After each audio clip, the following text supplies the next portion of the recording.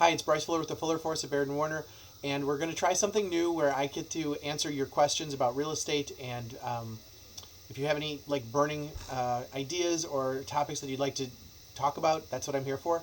So the first question actually came from a conversation I had yesterday, which was the buyer's interested in a home, but was concerned about earnest money and when they would get it back. I often get the question from the sellers too, like, do I get to keep the earnest money if the buyers don't close? The answer is that, and by the way, I'm not an attorney, always consult an attorney, and this only holds true in Illinois. I do not understand the laws or know the laws in other states. So in Illinois, you would get your earnest money back if the deal falls apart and all contingencies have not been met. So on our contract that we use, the different types of contingencies could be a home sale contingency, it could be an attorney review contingency, it could be an inspection contingency, it could be a review of condominium decks, docs, rules, and regs. It could be a contingency with financing. It could be a contingency with like a termite inspection or a radon inspection or a mold inspection. There's lots of different types of contingencies that can go into a contract. And you would get your earnest money back if all of the contingencies have not been met and you kill the deal.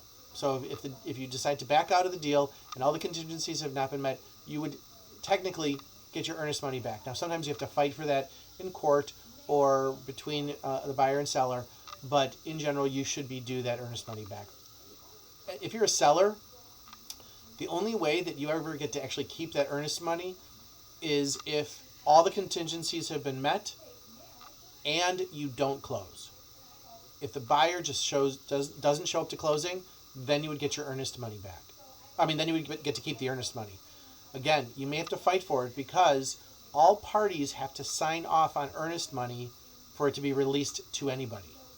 And in 23 years of doing this, I only have had one time where the earnest money actually was transferred to the seller for the buyer not closing. It had to do with relocation, where the corporate relocation company actually they moved from working in the Chicagoland market to a different city, and so the buyer couldn't buy anymore, and so the $20,000 in earnest money actually went to the seller, which was a very interesting situation.